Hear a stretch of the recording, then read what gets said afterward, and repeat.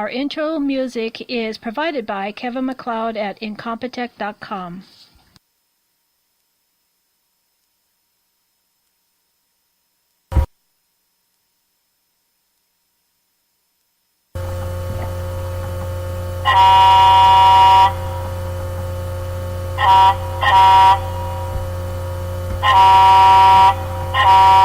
And that is, well, to our, how can I say, the truckers that listen to our show. I wanted to give them a salute.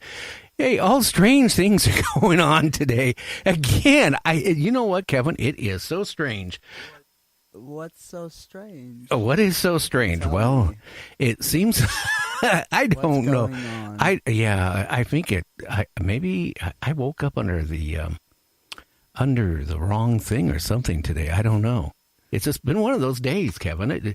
It's like every other night, you know. I push a button and all of a sudden, the screen blocked up on the computer when I pushed the button to go into the... very weird. Yeah, the promo thing. Well, would you like to hear what I read on fake news today? What did you hear on fake news today? Well, today I read on fake news that the Pentagon predicts in the early wars of the next Korean War that... Oh, you use the word Korean again. Exactly. That when when Americans invade North Korea, the casualty rate in the early stages, they predict around 10,000 casualties on our side. Oh, well, yeah, sure. You mean... But why not? I guarantee you double that. Well, why? I mean, they could use smart bombers. They could just bomb the heck out of that place. Kim Jong-un, bye-bye. Yeah. With bombers. Hey, Kevin, do me a favor. Will you raise that boom up just like about 3 inches so we can hear you? Yeah, can you hear me now? Yeah, that makes a big difference there. Hey, on the fake news today, can you believe that there's a lot of people in this country that owe money to collection agencies? You know, maybe they had medical bills they couldn't pay, or they thought their insurance company would cover it, and for some reason the insurance company didn't cover it. So it gets turned into collection. Well, some of these collection agencies have gotten really smart. They have figured a way to get you into jail. You know that, Kevin? That is really weird. Yeah, you know what they do? Okay, they send you a summons, quote, quote. They send you a summons. You might not get it. They send you one, right? So then you don't know about the court date, right? You don't even know you're being sued, right? So naturally you don't show up, Kevin, and guess what? The judge gives a judgment against you, right? That's so weird. Yeah, well, it is weird. And then I'll tell you what happens next. The next is, okay, they get a judgment. Then they wait 30 days or 45 days. Then they go up to the judge and say, hey, this guy hasn't paid. He's defaulted, on his summons. So the judge now will issue you a warrant for your arrest because you never appeared. That's so funny. Yeah, so the first thing they do is they have to get a judgment against you for not showing up. Then they have to file another motion, okay, because you didn't show up and you didn't pay a court summons that they claim, quote, quote, they send you. And when you don't go to court on that one, the judge, has to issue a warrant for your arrest. And that's really a bummer because you know what's going to happen to a lot of these people who have medical bills that can't pay their medical bills, Kevin. They're sitting in jail for 2-3 weeks before they get back into court. They lose their jobs or they have no income coming in for those 2-3 weeks, right? So then the judge will then issue them a bill for the original debt. And then, depending on what part of the country you live in, what county you live in, you could be charged anywhere from $75 to $300 a day for your hotel stay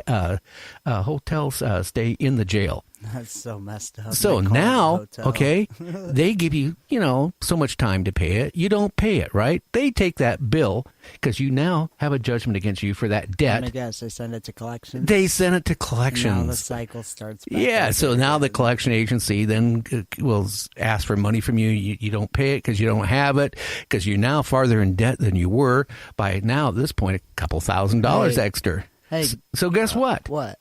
they go through the cycle. They issue a summons, okay, and quote, quote, you got it in the mail, which means they probably didn't even send it to you. You don't know about it, so then you're awarded, the court awards the judgment then to the county, which a lot of times these collection agencies buy these debts for like pennies on the dollar. So then what they do is they have, since you failed to show up, they'll issue you a summons for failure to appear. So now, if you don't get that summons and you don't appear, you got another warrant, so you're back in jail again for another 2-3 weeks. Yes, and then they sell that. Yeah, well, hey, but hey, we got a guest waiting. I do want to say go one ahead. more thing. Hey, you remember the last show you were talking about how they can find us through smartphones, they can see us through smartphones, Oh, yeah, and they can listen through us through smartphones. Well, why can't they find Kim Jong-un? You know, well, they already know where he Well, is. if They got they know- satellites. if- They hold probably on. even know what toilet paper Okay. he uses. By God! if they know where he is, And you then mentioned his name why- again. Now, didn't I? Did I why- not sit and tell you, why- Kevin? hold on, Wait hold a on, minute. hold Didn't on, I hold say on. to you, don't bring his name Okay, up? I What won't. happened last time you brought his name up? They followed us. Yes, Blah, North blah, Korea was Followed listening us to on us. Yes, Twitter. yeah. Anyways, why don't we just like bomb them? No, come on. I mean, why would they say we need to go to war with North Korea? we don't need to when we go could just, war.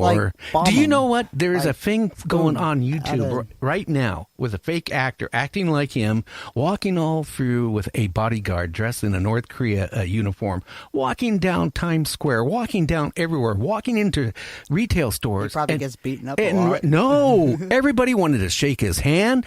Everybody bowed to him. They wanted to be pictures taken with him because they thought he was the supreme leader.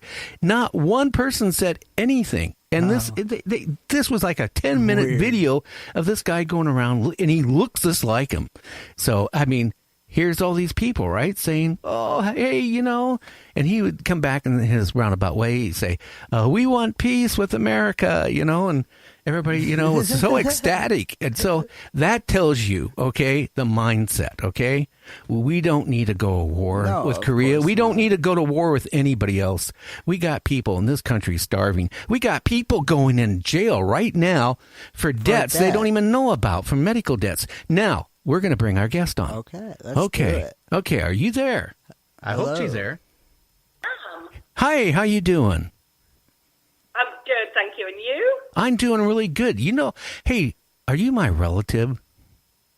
I know, I was wondering that. I don't know. My family sort of ranges all over the globe.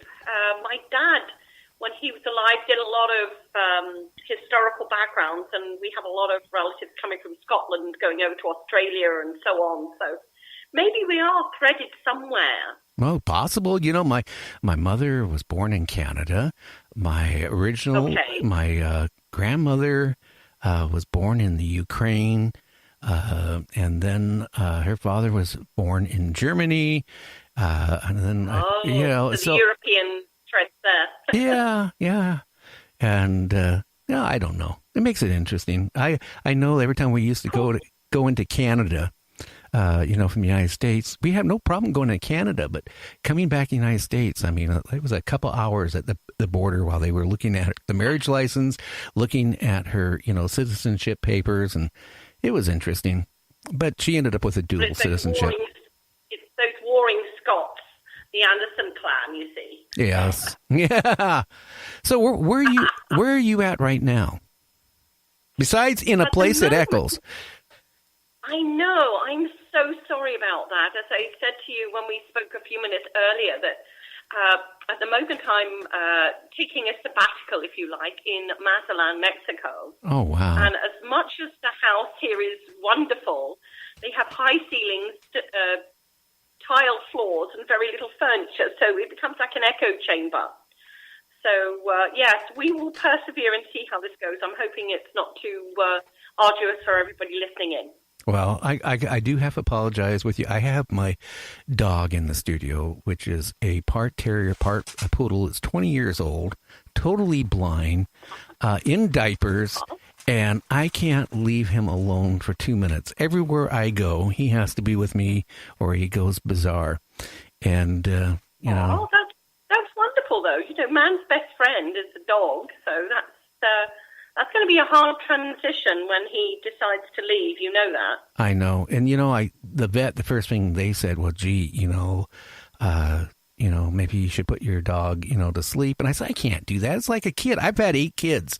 I will tell you this. I have changed more diapers on this dog than I did with all those 8 kids. And I'd rather have all those 8 kids back and change their diapers. Yeah, it must be very hard for animals, but yeah. Well, I wouldn't want to wear a diaper. Not even. No, I was going to say, I can't imagine that. I know when my dad was dying a couple of years ago that he had to be in diapers, and it wasn't something that he wanted to do. And, we tried to laugh about it, and I said, well, Dad, I suppose it's the switcheroo now. Instead of you changing my diaper, I'm changing yours. But again, anybody that's been there for somebody that's sick and had to do that, it's not an easy transition for either party. So I can imagine with your dog being your best friend forever, that it's even harder. He probably has those eyes and looks at you like, are we really doing this? Well, you know what? The first probably 2-3 weeks with him in a diaper, it was probably miserable for him as much as for me. I mean, he didn't want that diaper on. Now, I mean, I get the diaper, and of course he can't see, but he can tell when I remove this diaper, and then he's ready for the diaper. So I mean, I have him totally trained. Yeah. Yeah. Oh, that's good. That's very good. So why don't you tell everybody, Debbie, what you do for a living? Well, I'm a clairvoyant medium, and I suppose with some people, if I go out somewhere and they say, oh, what do you do? And I say, I'm a clairvoyant medium. And for some people, it's like saying you're a proctologist. Nobody wants to talk to you because it's like it's not a subject matter that everybody endures or embraces. And for others, it's that curiosity of, oh, my God, what do you see? That kind of thing. So it's a dual-edged sword, and I've got quite used to it now of waiting for the facial reactions of people first off and then deciding on how I'm going to approach it after that. Well, when did you start, and when did you realize that you had those capabilities? The capabilities, I suppose we've got to go back to my childhood. At that time, I was about 4 years of age, and my parents were going through a separation.